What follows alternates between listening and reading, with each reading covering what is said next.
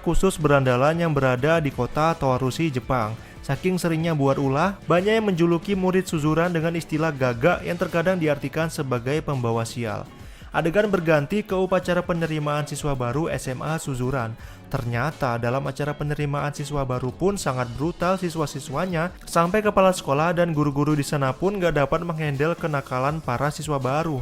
Acara itu pun berganti jadi tawuran yang gak terkontrol. Di tengah-tengah kegaduhan, tawuran terhenti karena sekelompok Yakuza datang ke tempat itu mencari siswa bernama Serizawa. Karena Serizawa menghajar salah satu anggota Yakuza itu, tapi yang muncul di sana malah Genji. Genji dengan santainya melewati para Yakuza. Yakuza marah dan pertengkaran pun gak bisa dielakkan. Serizawa datang dengan motornya yang remnya blong, menyaksikan duel Genji versus Yakuza. Inilah pertemuan pertama Genji dan Serizawa. Gak berapa lama datang segerombolan polisi menjemput Serizawa karena sebelumnya Serizawa itu suka sekali nyari masalah sama polisi. Ini menandakan kalau Serizawa itu sosok yang kuat ya, sampai polisi aja kewalahan sama kenakalannya. Sebelum masuk mobil polisi, Serizawa dan Genji saling memandang. Apakah ini awal dari rival antara mereka berdua?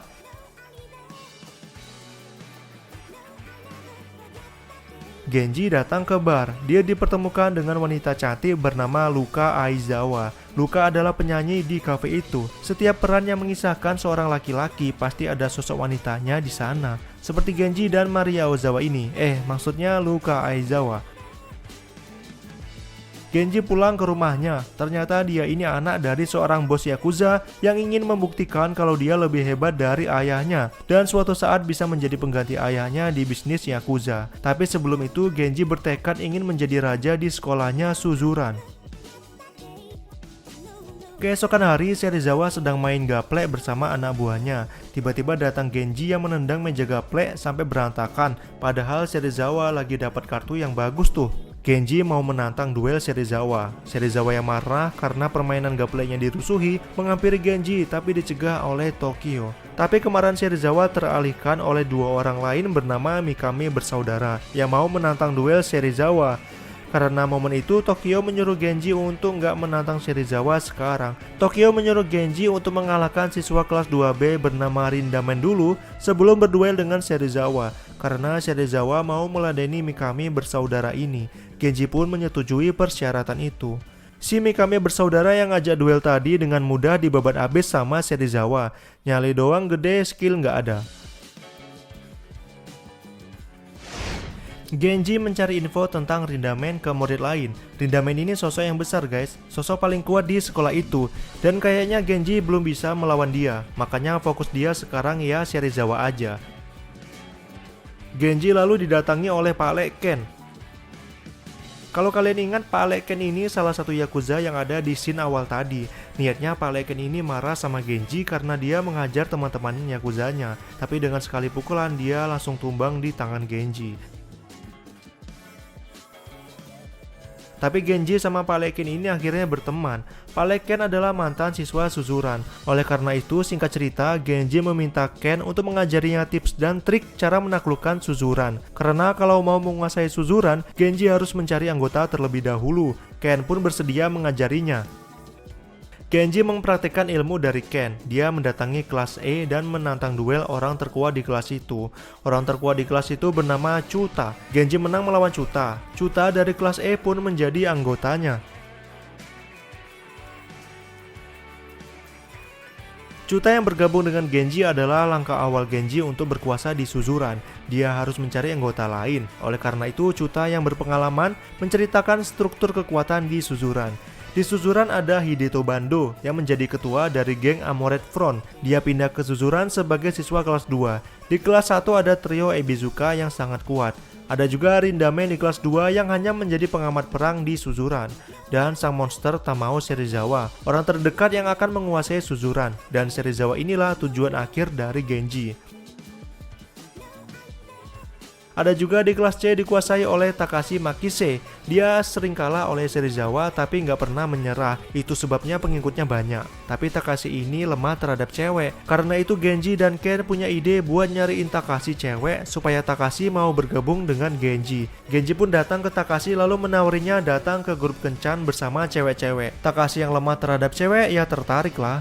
Kalau dia dapat cewek di grup itu, dia berjanji akan bergabung dengan Genji.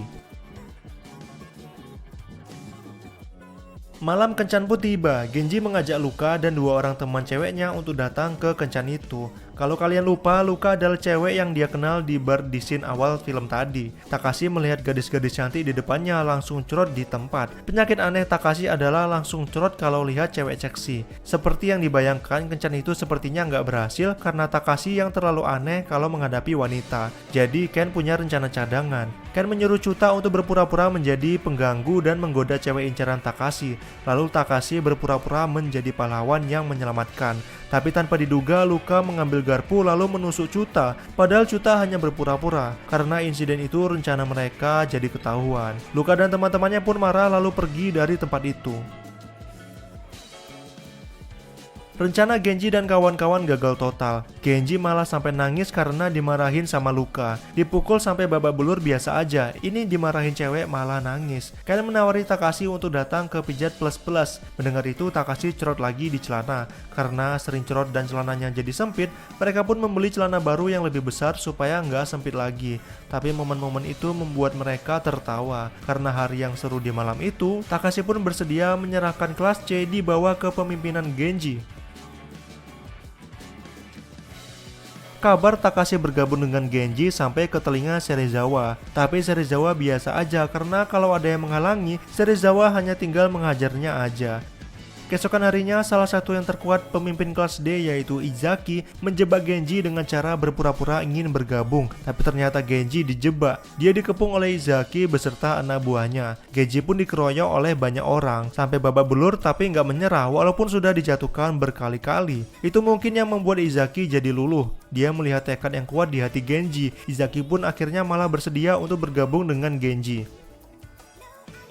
Izaki bersekutu dengan Genji. Genji pun membentuk gengnya sendiri yang diberi nama Genji Perfect Seiya atau disingkat GPS dan punya markasnya sendiri. Kini anggota Genji udah lumayan kuat dengan bergabungnya Chuta, Takashi dan juga Izaki. Serizawa yang melihat itu nggak bisa lagi meremehkan Genji dan kawan-kawan. Serizawa harus lebih waspada. Tapi Yuji yang merupakan anak buah Serizawa diam-diam tanpa sepengetahuan Serizawa mendatangi Izaki dengan anggota yang banyak dan mengeroyoknya. Genji pun kaget ketika tiba-tiba Izaki ditemukan dalam posisi bergelantung dengan kaki berada di atas. Mereka buru-buru menyelamatkan Izaki. Genji sangat-sangat marah. Tapi Izaki dan teman-teman lainnya melarangnya untuk membalas dendam karena mereka juga belum cukup anggota untuk melawan geng Serizawa. Karena kalau Genji sampai kalah, GPS akan tamat. Oleh karena itu Genji harus punya banyak anggota dulu sebelum melawan Serizawa. Malam harinya mereka minum di sebuah kafe. Gak berapa lama kemudian Serizawa dan Tokyo kebetulan juga datang ke kafe itu. Melihat itu Genji marah terhadap Tokyo dan menantang Serizawa duel di luar karena dia udah mengajar Izaki. Serizawa bingung dong dengan perkataan Genji karena dia gak merasa menghajar Izaki. Gak berapa lama penyakit Tokyo kumat dan dia pun pingsan. Ternyata Tokyo ini punya penyakit otak dan harus dioperasi. Tapi peluang operasinya berhasil hanya 30% aja. Serizawa yang merupakan sahabatnya ini pun agak sedih-sedih gimana gitu melihat keadaan Tokyo sekarang. Genji merasa marah karena nggak bisa bertarung dengan Serizawa karena kekurangan anggota. Dia lalu datang ke kelas-kelas dan mengajar semua orang secara membabi buta supaya bisa merekrutnya. Tapi Takashi mencegah Genji dan mengatakan kalau bukan seperti itu cara merekrut anggota. Tapi Genji nggak menghiraukan. Sampai puncaknya Takashi mengancam akan keluar dari GPS apabila Genji masih semena-mena seperti ini. Karena perekrutan anggota tentu ada aturannya, bukan semena-mena menghajar orang. Genji menyesali perbuatannya lalu curhat ke Pak Leken. Tapi Pak Leken terus memberinya semangat dan menyuruh Genji untuk terus berusaha menggapai mimpinya menguasai Suzuran. Di sini Genji menceritakan kalau dia adalah anak dari bos Yakuza, klan Ryuseikai. Pak Leken pun kaget karena ayahnya Genji ini ternyata adalah musuh dari bosnya Pak Leken. Dan bener aja, Pak Le Ken dipanggil oleh bosnya. Bosnya menegur Ken yang sering nongkrong dengan anak suzuran dan menyuruh Ken untuk membunuh Genji dengan pistol yang dia berikan. Pak Le Ken hanya bisa terdiam.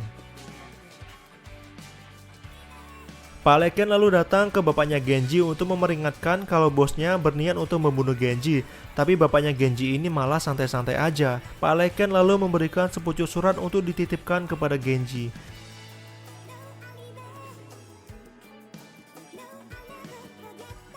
Anak-anak buah Serizawa sedang berkumpul dan membahas GPS yang semakin besar. Mereka lalu merencanakan sesuatu tanpa sepengetahuan Serizawa, yaitu menculik Luka dengan bantuan dari geng Amored Front. Amored Front ini lagi mencari anggota untuk mengalahkan bos gengnya. Oleh karena itu Yuji menawarkan kalau dia bisa menculik Yuka, Yuji bakal ngasih anggota ke Amored Front. Luka pun diculik oleh segerombol pria yang memakai jaket bergambar tengkorak. Luka menelpon Genji dan mengatakan kalau dia diculik oleh orang-orang berseragam tengkorak dan salah satu orangnya menyebut nama Bando. Genji sadar kalau Bando adalah pemimpin dari geng Amored Front. Dia lalu bergegas menemui Amored Front bersama anggotanya untuk membebaskan Luka. Perkelahian pun terjadi antara keduanya. Tapi setelah anggota Amored Front dihajar habis-habisan sama GPS, Genji sadar kalau di jaketnya nggak ada logo tengkorak. Genji salah sasaran guys, bukan Amored Front yang menculik Luka. Bando meminta pertanggungjawaban karena anak buahnya jadi target salah sasaran Genji dan gengnya. Bando meminta ganti rugi, yaitu dia menginginkan telinga Takashi untuk dipotong. Takashi menyetujui telinganya dipotong agar mereka impas. Tapi Genji melarangnya dan dia ingin dirinya sendiri ajalah yang memberi telinganya, nggak usah anggotanya.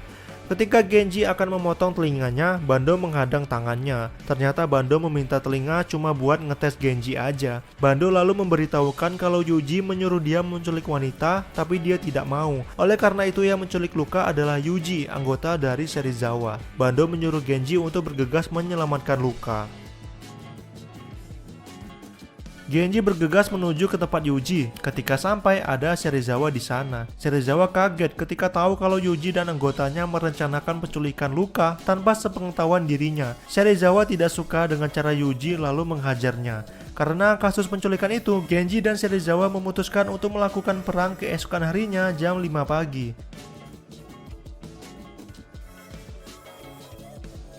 Genji pulang ke rumahnya. Ayahnya memberinya surat yang dititipkan Ken kepada Genji. Ayahnya menjelaskan kalau Ken bersedia mengorbankan nyawanya karena menentang bosnya untuk membunuh Genji. Genji berniat menghampiri Ken tapi dicegah oleh ayahnya. Karena itu adalah pilihan hidup Ken dan Genji harus menghormatinya.